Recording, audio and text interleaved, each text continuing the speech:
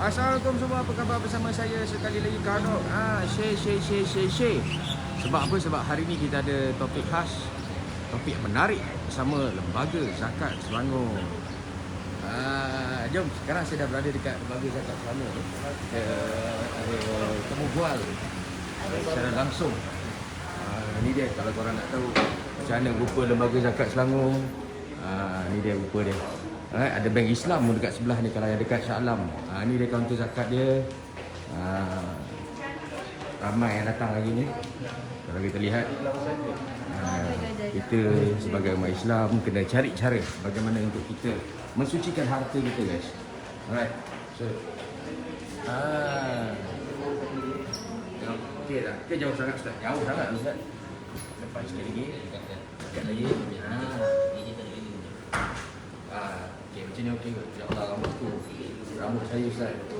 Naik kereta pun Messi jadi. Alright. Assalamualaikum semua, apa khabar? Bersama saya Kardok. Dan bersama saya Ustaz Farid Zainal. So sebelum kita nak memulakan kita punya live pada hari ini, kita dah ada 100 lebih orang menonton ketika ini. Kita nak semua para penonton untuk mengkongsikan live ini yang secara langsung ini yang kita bawakan khas kepada anda bersama Lembaga Zakat Selangor. Kita berada kat mana ni Ustaz?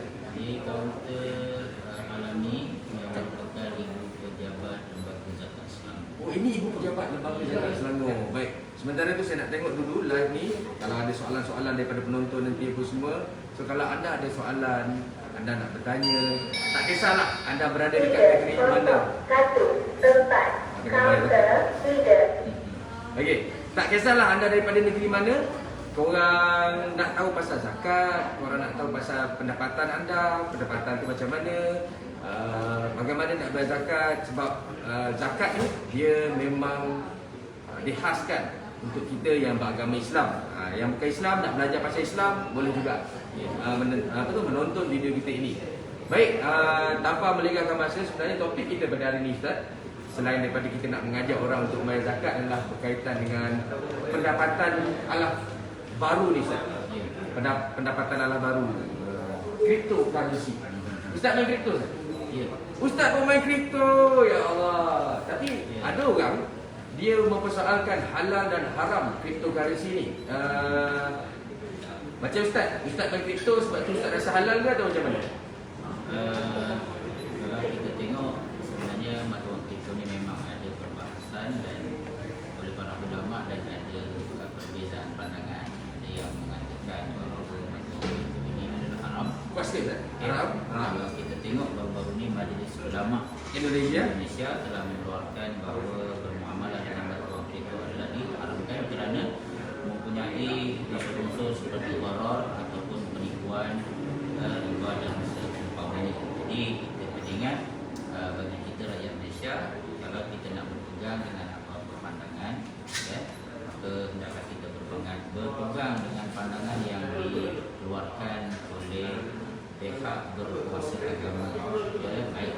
Jadi bila kita tengok kepada fatwa yang telah dikeluarkan oleh pihak berkuasa agama, kita tengok di peringkat Malaysia sendiri, Majlis Penasihat Syariah Suruhanjaya Security ataupun SC telah mengeluarkan resolusi berkaitan muamalah terhadap mata wang kripto. Dan secara asasnya untuk kita faham betul apa sebenarnya mata wang kripto, itu benda yang kita nak kena faham dari sudut syariah. Sebab dalam syariah ni dia begini, asas kita nak tentukan sesuatu benda tu ada kaedah yang menyebutkan al-ibrah bil musamma dan bil ismi. Kita nak keluarkan hukum terhadap satu benda ni, dia kena tengok benda tu apa. Betul. Dan kita tidak terkeliru dengan nama. Kadang-kadang sebagai contoh kalau saya ambil contohlah satu isu lah, kita namakan, katalah kita terkenal dengan satu benda namanya tatu ni kadang-kadang bila ada asalkan ada logo ataupun gambar dekat tubuh seseorang pun semua kita panggil tatu kan? Yang sebenarnya dari segi syariah tatu ni apa? Iaitu apa-apa lukisan yang dibuat di atas tubuh seseorang manusia yang dia menggunakan darah bercucuk dan sebagainya dan dilukis. Tapi hari ni ada satu Jenis satu. Satu orang ni kan, kalau budak-budak, kalau saya tengok kan anak saya beli sigam, dia beli dekat kantin sekolah ataupun dekat kedai. Dia tampik je kawan dia. Lepas tu dah ada gambar. Adakah itu tattoo? Jadi orang namakan tattoo, tapi tak, itu sebenarnya lukisan. Dan dia boleh ditanggalkan dan dihilangkan dengan sabun dan sebagainya. Jadi yang sebenarnya tattoo yang diharamkan dalam agama adalah yang dia pucukkan, yang dia permanent dekat badan, permanent dan tidak boleh dihilangkan. Kerana apa? Dia menghalang daripada mengalirnya air kalau nak mandi. Wajib itu. Jadi baik. Jadi bila isu kripto ni, para ulama, utamanya majlis penasihat syariah, dan sebenarnya kita di negeri Selangor kita pun telah membentangkan fatwa kata kerja berkaitan masalah kripto, dan kita mengambil kira pandangan yang telah dikeluarkan oleh Suruhanjaya Security, di mana Suruhanjaya Security, Majlis Penasihat Syariah Suruhanjaya Security mengatakan bahawa kripto ini adalah al-mal ataupun harta, ia adalah aset, digital asset. Ya, digital asset, ya. Dan ini daripada Suruhanjaya Security. Ya, Majlis Penasihat Syariah Suruhanjaya Security mengiktiraf bahawa wang kripto adalah aset. Cumanya Suruhanjaya Security ya melalui juga satu ketetapan daripada Bank Negara, mereka tidak mengiktiraf mata wang kripto ini adalah sebagai legal tender ataupun mata wang. Jadi ini sebagai satu peringatan. Sebab apa? Sebab kekeliruan dia sebab nama. Ya. Sebab dia tulis kat situ cryptocurrency. Ya. Dia tak tulis kat situ kripto sahaja. Ya. Kalau buang perkataan currency, sebenarnya memang pun kalau kita bawa kripto ni pergi mana-mana kedai, mereka tak accept ringgit Malaysia. Jadi kripto ni sebenarnya bukan mata wang, tetapi sesuatu yang didagangkan, sama seperti macam emas, macam perak, melainkan kalau kedai tersebut saya terima emas kat sini. Itu dia. Cuma kalau kita melihat kepada realiti, fungsi mata wang kripto memang dia juga diterima untuk dijadikan sebagai alat pertukaran. Barter. Sebab ni kalau kita tengok dekat mana-mana platform cryptocurrency sendiri ataupun blockchain seperti Ethereum, Bitcoin dan sebagainya, memang boleh digunakan sebagai alat jual beli. Tetapi kita kena ingat, adakah dalam Islam ini hanya wang sahaja yang boleh dijadikan alat untuk berjual beli, pertukaran ataupun jual beli? Tidak. Ya, di mana kalau kita tengok sebelum dalam Islam juga mengiktiraf satu kaedah pertukaran ataupun urus niaga berdasarkan pertukaran barang dengan barang, ya, yang diistilahkan zaman dulu sebagai ataupun hari sebagai sistem barter. Sistem barter. Jadi kalaulah mata wang kripto itu dianggap sebagai arut ataupun barang, ia juga sebenarnya boleh digunakan untuk pertukaran. Dia diterima pakai oleh komuniti. Semuanya di Malaysia tidak diiktiraf sebagai mata wang. Kita clarify dulu kan. Suruhanjaya Security mengiktiraf cryptocurrency. Sebagai mal. Okey, sebagai harta. Sebagai harta. Suruhanjaya Security mengiktiraf kripto sebagai harta. Bank Negara Malaysia tidak mengiktiraf ianya sebagai mata wang. Legal tender. Semudah itu. Okey. Kena faham, kena distinctionkan benda itu, jangan samakan. Okey. So sekarang ni macam saya. Terbukanya sebagai itu memang saya buat kripto, Ustaz pun buat kripto, dan kita mendapat pendapatan. Saya mendapat pendapatan daripada harta itu, digital asset itu. Bagaimana pengiraan harta itu, Ustaz? Pengiraan itu maksudnya keuntungan yang saya dapat daripada berjual beli kripto ni tadi, menggunakan exchanger yang ada di dunia ini. Baik, yang pertama saya nak sebut di Malaysia, oleh kerana kerajaan melihat minat masyarakat umum untuk memperdagangkan dan melabur di dalam mata wang kripto, maka kerajaan melalui Suruhanjaya Security telah mewujudkan Digital Assets Exchange. Malaysia dah ada Digital Assets Exchange, di mana Suruhanjaya Security telah memberikan kepada 5 syarikat lesen untuk memperdagangkan mata wang kripto. Okey. Ya, dan saya sendiri pun dah buka lah akaun melalui syarikat Luno. Tuan-tuan kalau nak buka sebenarnya senang, melalui online saja. Betul. Tuan-tuan boleh upload segala dokumen IC dan nanti dia akan suruh kita selfie lah. Betul. Pastikan itu adalah kita punya pengenalan identification. Dan apabila tuan-tuan telah memiliki akaun, ya, tuan-tuan boleh memperdagang ataupun melabur dalam digital asset ataupun mata wang kripto yang wujud di dunia. Cuma kalau Luno saya tengok dia ada 5 saja. kripto yang didagangkan seperti Bitcoin, Ethereum, dan Ripple. XRP. Yang lain itu dia ada lagi syarikat tokenized dan seumpamanya Synergy dan sebagainya yang tu saya tak buka account lah. Dan saya sebenarnya membuka account ni kerana saya di LZS adalah orang yang bertanggungjawab untuk melaksanakan kajian terhadap harta-harta yang wajib untuk dizakatkan. Betul. Kita sentiasa mengkaji sebab dunia semakin berkembang. Dunia berkembang, makin maju, teknologi makin apa nama? Ni Makin canggih. Ya. Dan kalau mereka faham fungsi tujuan asal blockchain at the first place adalah untuk urusan perniagaan. Jadi bila bercakap pasal urusan perniagaan adalah untung dan ruginya. Ya, betul. Jadi oleh kerana telah diiktiraf sebagai harta, maka kerajaan membuka ruang ini untuk orang Indonesia berdagang mata wang kripto ni dan mereka boleh mendapat profit atau keuntungan daripada pelaburan tersebut. Contohnya kalau saya main Ripple je, saya tak tahu kalau mungkin banyak main Saya Bitcoin, main lebih kurang 70 poin. Ya, 70 Masya Allah, banyaklah.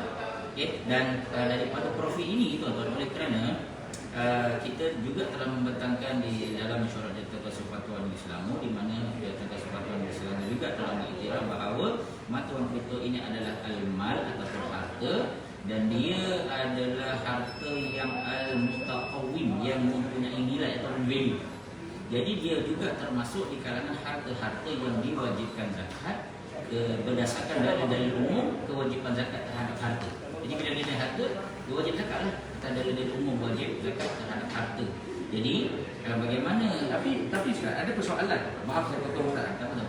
Orang tanya, harta ni tak nampak. Digital asset, tapi dalam digital memang tak nampak lah. Orang bertanya, at least kalau berbeli emas, nampak emasnya untuk didagangkan. Berbeli perak dapat. Tetapi dalam kripto ni, benda tu tak nampak. Ya. Macam mana tu Ustaz? Saya kalau saya jawapannya simple je.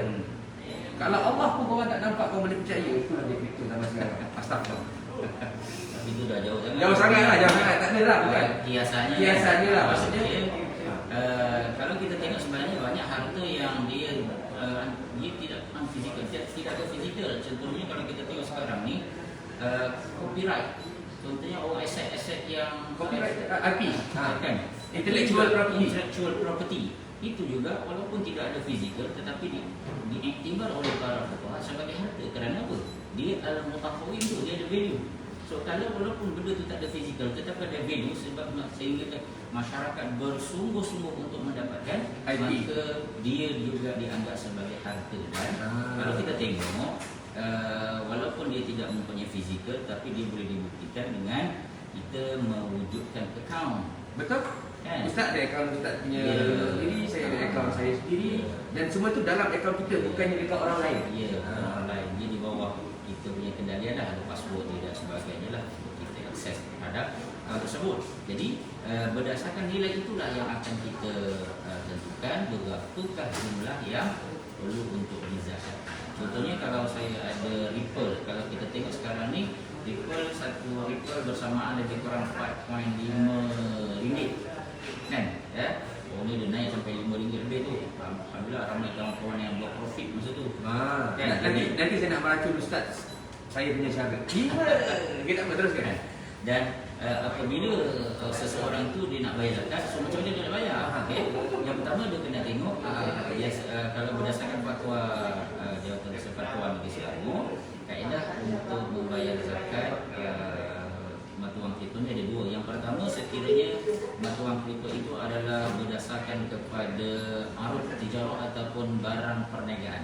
Okey, dia bukan mata wang. Sebab kata kalau berdasarkan kepada Majlis Penasihat Syariah Suruhanjaya Security, mata wang kripto ni diterbahagi kepada tiga jenis. Tiga kategori. Yang pertama, mata wang kripto yang disandarkan kepada amwal ribawi ataupun harta-harta ribawi seperti emas, perak, ataupun mata wang. Yang kedua, apa mata wang kripto yang dikeluarkan oleh sebuah negara. Walaupun benda ini belum wujud, tetapi katalah ini adalah pandangan syariah untuk long term. Katalah satu hari nanti oleh kerana semua orang dah nak sangat mata wang kripto dan akhirnya mungkin negara-negara tertentu akan mengiktiraf mata wang kripto dan mereka mengeluarkan sendiri dan mencekap ataupun menerbitkan mata wang kripto sebagai mata wang rasmi, maka waktu itu mungkin barangkali mata wang kripto sudah dianggap sebagai legal tender. Dia macam yang lawak macam Indonesia baru-baru ni ulama dia mengharamkan, tetapi negaranya mengeluarkan Indo kripto. Thailand pun mengeluarkan kripto dia sendiri untuk sebagai mata wang. Dan yang ketiga, mata wang kripto yang tidak disandarkan kepada apa-apa sama ada mal ribawi, harta ribawi ataupun dikeluarkan oleh negara, tetapi dia hanya berdasarkan kepada teknologi semata-mata. Dan inilah sebenarnya yang majoritinya banyak berada di pasar. Dia berdasarkan respon kepada teknologi. Yes, Bitcoin, Ethereum dan sebagainya. Dia tidak disandarkan dengan apa-apa. Sandaran ni maksud gini, katalah ya. Dan ada sebenarnya kalau kita tengok selepas peraturan ini dikeluarkan, sudah wujud mata wang itu yang disandarkan kepada mata wang seperti yang sekarang ni USDT ataupun Tether. Ya, dia berdasarkan harga dia tak jauh macam kalau Bitcoin ni kadang-kadang naik turun dia cepat. Dia memang berkaitan langsung dengan USDT. Yes. Kenapa mungkin anda yang tidak tahu. So sebelum macam kami, saya tak tahu untuk Luno mungkin sudah boleh pakai ringgit. Untuk exchange lain yang macam saya gunakan, kita tak boleh pakai ringgit tu. Kita kena beli dulu USDT tadi. Kita kena beli, dia macam anda anggaplah anda ada RM1, anda nak pergi laundry, anda tak boleh cucuk RM1 tu. Anda kena beli token RM1 tu dulu. So nilai token tu bersamaan langsung dengan nilai currency tersebut. Jadi dia terikat. Bila terikat dia tadi, barulah dia boleh gunakan benda yang terikat itu untuk membeli apa-apa. Takkan kita nak beli emas pakai nilai tu tak tahu kan. So at least ada sesuatu yang boleh disalahkan Itu dinamakan sebagai token. Token ini digunakan untuk membeli apa-apa mata wang kripto yang wujud di dalam pasaran. Baik. Jadi kalau siapa nak bayar zakat, dia kena tengoklah berapa nilai di hujung haul. And year balance yang ada dalam akaun dia. Okay? Tapi kalau dah keluar belanja ni, kalau dia dah keluarkan, dia dah belanjakan, dia hangus. Kecuali kalau profit. Kalau profit tu dia kena kira, kalau boleh ada report lah. Katalah setiap bulan dia target dia akan keluarkan profit sebanyak RM5,000. So RM5,000 dia kena record setiap bulan. Macam profit itu diwajibkan untuk dibayar zakat pendapatan. Profit yang dikeluarkan. Oh, keuntungan yang dikeluarkan itu yang dizakatkan, bukannya keseluruhan. Mana-mana keuntungan yang diperolehi, profit yang diperolehi, dia ada capital. Betul. Tetapi dia keluarkan profit daripada pelaburan kripto itu. So keuntungan yang dikeluarkan itu adalah zakat pendapatan. Macam tu pening saya punya Ustaz. Saya punya macam ni. Ini modal saya. Ada untung. Untung saya kalau saya keluarkan. Kalau tak keluarkan, ditambahkan modal jadi compounding. Baik. So, manakala dia ada dua lah maknanya. Satu, yang kita keluarkan, profit yang kita keluarkan itu kita kena jumlahkan, dan kita itu sebagai zakat pendapatan. Tetapi bagi yang masih ada di dalam akaun kripto, kita tengoklah yang balance, dan berapa yang ada itu sekiranya melebihi nisab, maka wajib untuk dizakat sebagai zakat mata wang kripto. Berapa persentage nilai yang dikenakan tu Ustaz? 2.5 saja. 2.5 saja. Aku baru macam banyak keluar.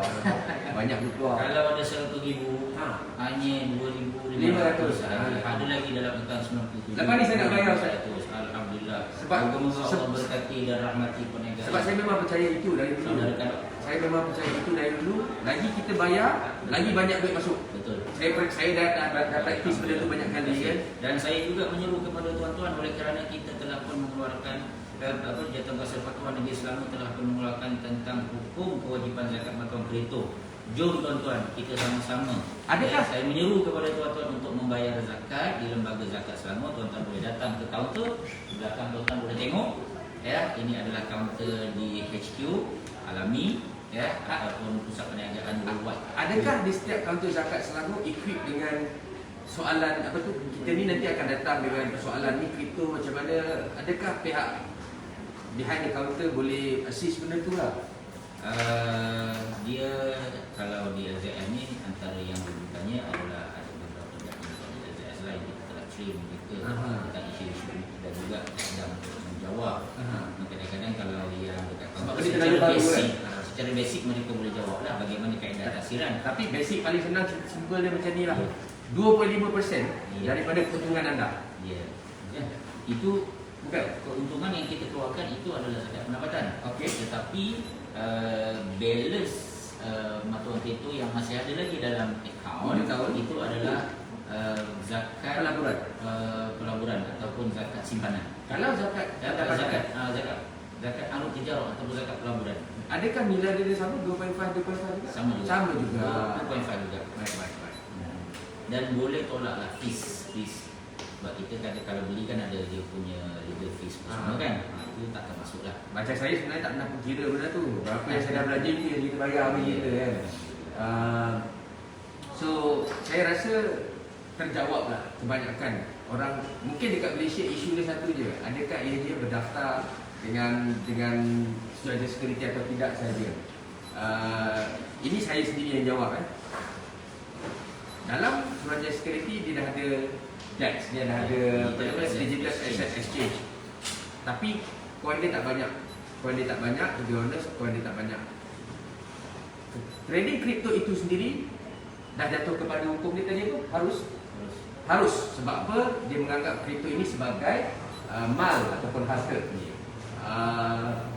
Tetapi dekat dunia ini ada macam-macam exchange yang tak diiktiraf di Malaysia. Tapi ada banyak coin. Ya. Dia sebenarnya saya melihat Suruhanjaya Security ini dia nak mengawal Betul. kepada masyarakat dan mana-mana pihak yang daripada luar yang merupakan founder ataupun mereka yang wujudkan mata wang kripto ni, sekiranya mereka nak menawarkan mata wang kripto mereka untuk dilaburkan ataupun diurusniagakan oleh rakyat Malaysia, maka SC tidak awal maka diwujudkan DEX ataupun Digital Asset Exchange, dan Digital Asset Exchange inilah menjadi platform untuk rakyat Malaysia melabur, dan mereka yang telah diberi CDC juga dibenarkan untuk mewar-warkan, mengiklankan dan menyediakan platform secara online di Malaysia. Sebab baru-baru ni ada mata wang kripto yang cuba mereka nak mewujudkan melalui website di Malaysia, iaitu Binance. Tetapi oleh kerana dia tidak mendapat lesen daripada kerajaan Malaysia, maka SC telah mengarahkan supaya Binance menarik balik iklan-iklan dan juga website mereka, dan diarahkan supaya pihak SKMM membatalkan website tersebut. Memang tak boleh nak login. Tak boleh nak login apa semua, tapi saya boleh. Ya, Saya boleh. tapi makna bagi mereka-mereka yang nak melabur dan membuka akaun bagi platform-platform blockchain dan juga mata wang kripto di luar negara, mereka boleh. Betul. Sebab saya ni rakyat bumi. Tiba. Boleh. Maksudnya dekat luar negara, asalkan anda masih ada akses email dan password anda, simpanan anda selamat di situ. Ya.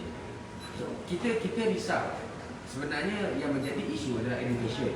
Education bermaksud mereka ingat cryptocurrency ni semuanya baik-baik. Tak juga. Ada orang yang buat scam pakai nama cryptocurrency. Boleh macam saya boleh je buat scam pasal pakai nama zakat Selangor contohnya kan. Mai sini bayar, duit tu saya ambil. Pun ada juga. Sebenarnya cryptocurrency ni dia terlalu transparent dan telus. Cuma ada aja bijak-bijak pandai itu yang akan mencari peluang untuk menipu anda. Kalau untuk makluman Abang Kado selain daripada fatwa yang diputuskan oleh Jabatan Fatwa Negeri Selangor berkaitan zakat terhadap mata wang kripto dan kaedah taksirannya, dalam masa yang sama Jabatan Fatwa Negeri Selangor juga telah mengeluarkan fatwa berkaitan hukum bermuamalah dengan mata wang kripto, di mana Apa maksud hukum bermuamalah dengan mata wang kripto? hukum bermuamalah maknanya hukum kalau seorang tu dia nak beli, dia nak berdagang, dia nak menjadikan mata wang kripto itu sebagai alat pertukaran ataupun duit dan sebagainya, di mana fatwa itu dia lebih kurang sama dikeluarkan oleh Jabatan Fatwa Negeri Selangor. Cumanya dia memberi satu garis panduan bagaimana dan apa keperluan-keperluan seseorang individu itu kalau tidak bermuamalah, dan apa yang disebut oleh Abang Kado tadi berkaitan education ataupun kita kena ada info berkaitan apa sebenarnya mata wang kripto dan bagaimana kita nak berurus niaga.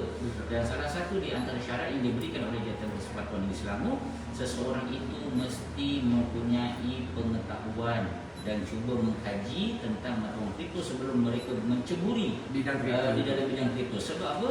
Betul apa yang Abang Kadok sebut, banyak penipuan dan scammer. Dia satu scammer terhadap platform itu sendiri.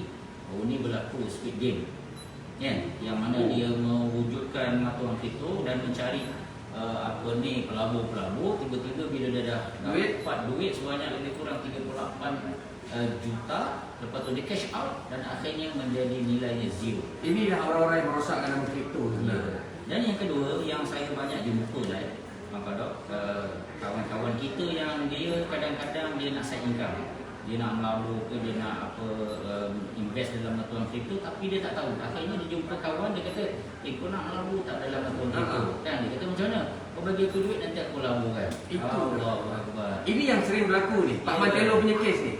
Duit bagi saya, kau bagi aku 100,000, setiap bulan aku bagi kau 20,000. Bulan pertama dia bagi, bulan kedua dia bagi, itu senyap. lepas tu hilang. Aduh. Sedangkan kalau tuan-tuan nak berabur, tuan-tuan boleh buka akaun sendiri, tuan-tuan boleh manage sendiri. Dia punya turun naik harga dan sebagainya. Tuan-tuan boleh macam main saham. So jangan sebenarnya tidak perlu kepada orang tengah untuk tuan-tuan berabur. Tak perlu orang tengah langsung. Kalaulah ada orang tengah mendatangkan diri kepada anda, memberitahu bahawa dia membawa anda perdagangan kripto, tetapi duit kena bagi dia, jangan. Carilah saya, carilah ustaz. Kita bagi tahu bagaimana duit itu dalam akaun anda. Dalam akaun anda, password anda, kami pun tak boleh tahu berapa duit anda. Keuntungan itu semua anda punya.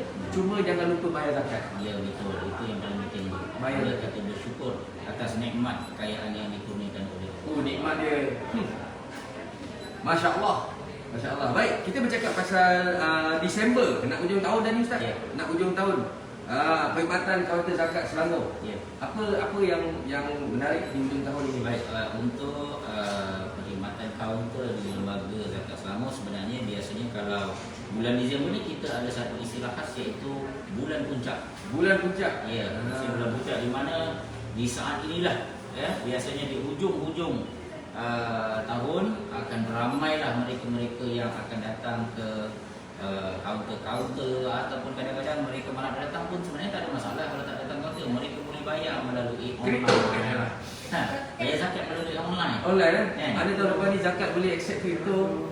Setakat ni belum. Mana tak tahu in the future? In the future insya-Allah. Tiada yang mustahil. Jadi bermula 1 Disember 2021, 23 cawangan AZS akan beroperasi di seluruh Selangor selama 7 hari seminggu. Di pengorbanan kita tak cuti. Maka kita nak kutip zakat, nak pastikan orang Islam melaksanakan kefarduan rukun Islam.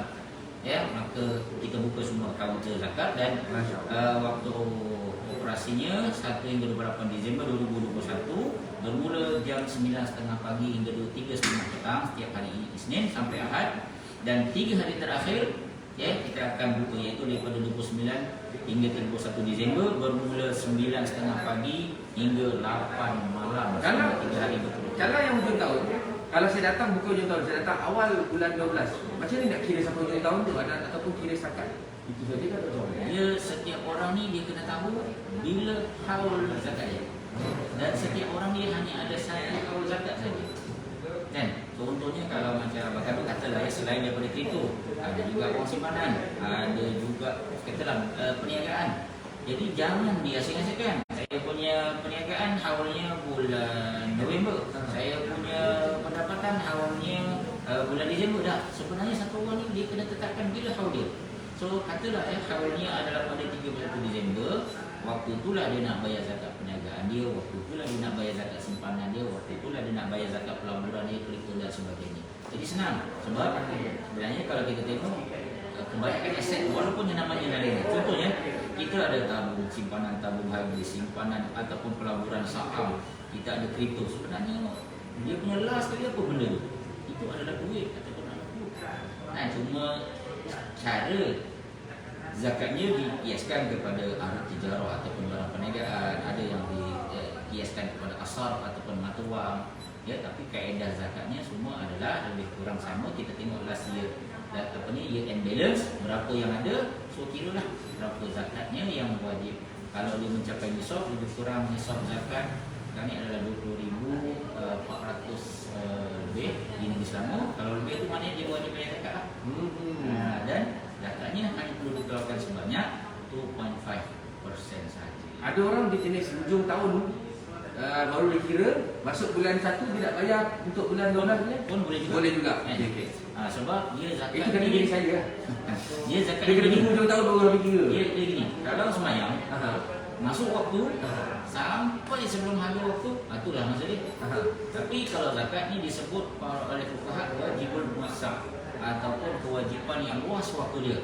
Katalah kita punya haul tu adalah 31 Disember, tapi kita tak boleh nak bayar hari tu. Kita nak datang pada 1 Januari pun boleh, nak datang pada Februari. Tapi janganlah lambat sangat sampai 31 Disember tahun depan pula. Kan?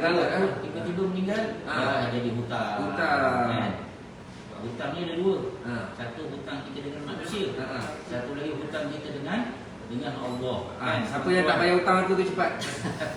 Dan kena ingat ni, Nabi SAW pernah sebut, ya, nafsul mu'min mu'allaqatun bidainihi hatta yuqda'an. Roh orang-orang beriman. Nabi tak sebut orang munafik, Nabi tak sebut orang fasik, Nabi tak sebut orang kafir, tapi Nabi sebut nafsul mu'min. Roh orang-orang beriman ni mu'allaqatun.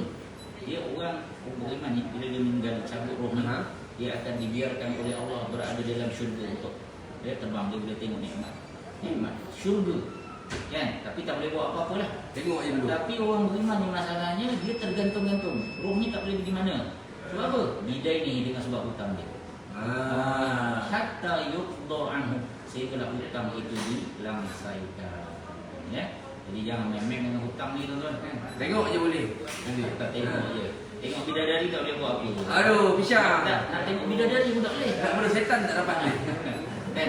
Jadi sebaiknya kita tunaikanlah segera zakat itu supaya kita mati. 500 counter 3. Okey, lagi. Kemudian kita juga ada ni, kalau tuan-tuan, Promosi? kita ada promosi e-zakat online. Boleh bayar zakat online, guys. E-zakat online yang disediakan perkhidmatan oleh LZS ni, tuan-tuan boleh menyemak maklumat bayaran zakat. Tuan-tuan kadang-kadang dulu katalah orang nak tengok semak dia punya cukai pendapatan, bila nak bayar, dia nak mesti di e-filing, dia datang ke kaunter nak minta resit. Sekarang tak payah tuan-tuan. Tuan-tuan boleh semak dekat web e-zakat, dan tuan-tuan boleh semak maklumat bayaran zakat. Katalah tuan-tuan tiap-tiap bulan bayar online ataupun tekan buat potongan gaji. So bila nak resit, tuan-tuan KE nombor IC, nama tuan-tuan ada, dan akan ada penyata setiap bulan tu berapa bayar, dan tuan-tuan boleh print out daripada rumah tuan-tuan, tak perlu datang ke lembaga zakat Selangor. Di samping ya tuan-tuan, kita juga ada promosi jom tunai zakat, menang dan kongsi ya. Dan promosi ni tuan-tuan ya bermula daripada 15 November dah berjalan dah ni Sekarang ni? ya, dan akan berakhir pada 31 Disember. Ini adalah kerjasama dengan rakan sinergi kita iaitu tabung haji, dan jumlah keseluruhan hadiah yang ditawarkan sebanyak RM17,000. Masya Allah. Ya. Bayar zakat dapat lagi hadiah. Ya. Dan antara hadiah utama tuan-tuan, simpanan tabung haji bernilai RM5,000. Ya. Tempat kedua RM3,000. Tempat ketiga simpanan tabung haji RM2,000, dan 1,000 sampailah sagu hati yang kita beri kepada 10 orang, iaitu sebanyak RM600. Jadi kalau tuan-tuan bayar zakat, nanti tuan-tuan boleh imbas kod QR ataupun layari my2.5 zakatselangor.com.my untuk info dan keterangan lanjut berkaitan promosi ini. Boleh pergi ke laman Facebook Zakat Selangor. Ya. Kita maklumat semua ni ada dekat Facebook. Jadi kita nak rekod balik Ustaz. Kita rasa maklumat yang kita nak sampaikan, macam saya semakin jelas lah. Kadang-kadang kita ni bukan nak kata was-was, sebab kita dah baca.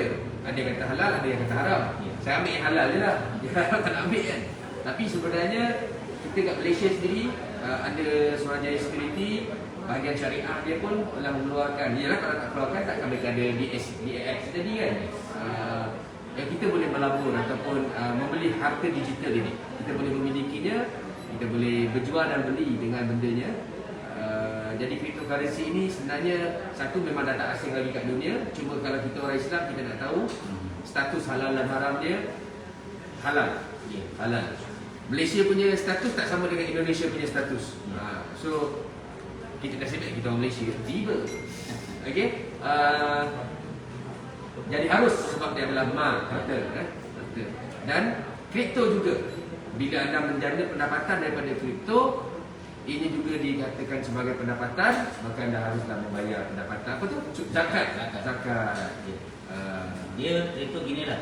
Selagi mana tidak ada unsur-unsur yang melibatkan perkara-perkara yang haram, maka selagi itu dia adalah halal. Ulang balik ya.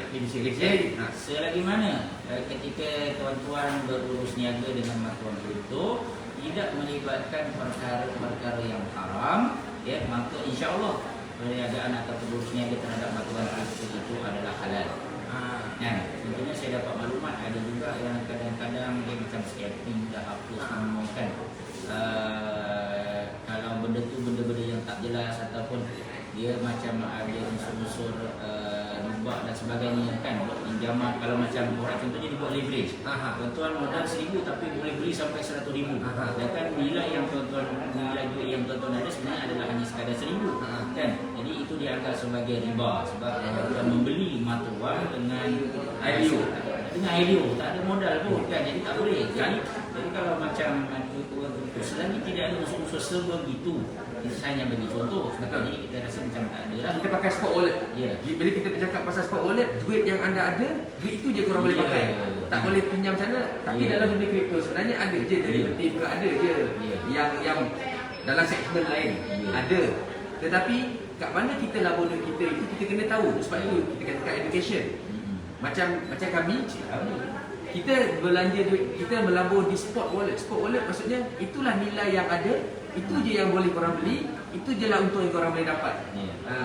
Dan scalping pun saya dapat maklumat, contohnya macam kita letakkan duit kita katakanlah dalam 10,000, kemudian dia akan hold dan dia dijanjikan profit secara tetap.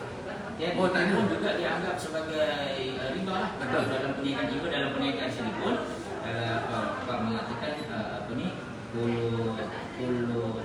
kullu qardin jara manfaatin fa riba. Setiap pinjaman yang dijamin keuntungan, maka itu dianggap sebagai riba. Kita letak 10,000 tapi dijamin setiap bulan Riba akan bagi profit sekian secara tetap berdasarkan kepada modal, maka itu dianggap sebagai riba. Bila kita bercakap pasal spot wallet tadi, kita trade tiada yang tetap.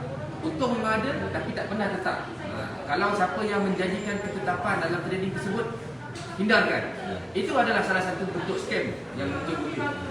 So, jika tidak ada unsur-unsur tersebut, tidak ada gharar, tidak ada riba, dan ia dianggap sebagai arud ataupun barang aset semata-mata, maka insyaAllah setakat ini diiktiraf oleh pihak Suruhanjaya. Ini Majlis Penasihat Syariah Suruhanjaya Sekuti, maka ini adalah halal. Bila halal, wajib untuk dizakat. Tapi katalah ya sekiranya berlaku kita terlibat dengan urus niaga yang tidak patuh syariah, maka adakah tidak wajib dizakat? Dulu secara asasnya modal yang kita ada itu adalah harta yang halal. Betul. Hanya profit sahaja yang tidak halal. Kita sebab terlibat dengan riba dan sebagainya. Sekiranya berlaku begitu, wajib zakat hanya ke atas modal semata. Sebab modal kita tu halal. Contoh saya ada 100,000. Ya. Saya nak pergi beli susah nak cakap alalan. Dia pergi dia ada 100,000, okey, dia letak dekat bank, dia invest dekat, ataupun saya ada 100,000, saya buka akaun CDS untuk melabur saham tapi dekat saham genting. Jadi dapat profit jadi 150,000. Yang itu jangan dizakatkan, Ya. semua modal halal tadi. Ya, 50,000 tak wajib zakat sebab itu adalah keuntungan yang haram. Manakala 100,000 modal saya yang saya kerja dan sebagainya itu halal, itu sahaja yang wajib dizakat. Ini yang menarik kalau anda perhatikan dekat kaunter zakat Selangor. So kalau kita perhatikan dekat sini, datang sini bukan sebenarnya hanya untuk bayar zakat tau. Menerima zakat pun datang sini. Anda rasa anda tidak mampu, anda terkesan, datang ke kaunter zakat Selangor. Kadang kalau ada orang tidur depan kaunter zakat pun ada. mengharapkan bantuan. Mengharapkan bantuan. Itu fungsi zakat. Orang kena faham betapa indahnya Islam ini. Kita ada satu badan ini yang diwajibkan pun dalam rukun Islam membayar zakat, dan mereka ini yang dilantik oleh Majlis Agama untuk menguruskan kita, umat kita sebagai umat Islam yang susah, yang senang, yang susah tolong yang senang. Siapa yang menguruskannya? Zakat Selangor. Zakat mana-mana negeri lah. Saya dah beritahu lah ya. Sila Ustaz. Sebenarnya hero-hero para asnaf yang datang untuk memohon bantuan zakat ini bukan kami, bukan saya yang nak bagi penerangan, bukan Abang Syahril yang untuk promosi untuk orang bayar zakat, bukan pegawai ada. Tetapi hero kami sebenarnya, hero para asnaf ini adalah tuan-tuan yang dengan rela hati menyerahkan duit zakat, kekayaan tuan-tuan diberikan kepada kami. Kami hanya sekadar nak salurkan saja kepada asnaf. Jadi sebenarnya tuan-tuan yang membayar zakat di lembaga zakat Selangor, tuan-tuanlah hero kepada para asnaf yang ada di Selangor ini. Masya Allah. Masya Allah. Dan Abang Kadok pun hero juga lah sebab dia kata nak bayar zakat hari ni. Nampak everyone dia lalu. So selalu kita tengok orang nak datang sini kaunter sebab apa? Sebab nak bayar zakat. Tak. Kaunter ni wujud sebab nak memudahkan urusan mereka yang nak menerima zakat. Anda boleh datang dan bertanya, bagaimana anda rasa macam anda layak untuk menerima zakat? Datang. Bukan sekadar layak memberi zakat, menerima zakat pun boleh datang bertanya. Saya rasa setakat itu sajalah. Ustaz, ada apa lagi nak cakap? Saya menyeru sekali lagi kepada semua mereka yang telah dikurniakan oleh Allah dengan harta kekayaan. Ya, sebenarnya zakat ini banyak, bukan hanya kripto saja, pendapatan ada, kemudian zakat emas perak pun ada, zakat pelaburan saham pun ada, zakat perniagaan pun ada. Jadi kalau tuan-tuan dikurniakan oleh Allah harta-harta tersebut yang telah tiba kewajipan zakat, maka datanglah ke kaunter kami, ataupun tuan-tuan kalau tak nak datang sibuk dan sebagainya, boleh membayar zakat secara online di website lembaga zakat Selangor. Ya, kerana ada di 3018 counter 1. Terima kasih kepada anda yang menonton. Jom kita bayar zakat. Banyak orang kita boleh tolong. Salam.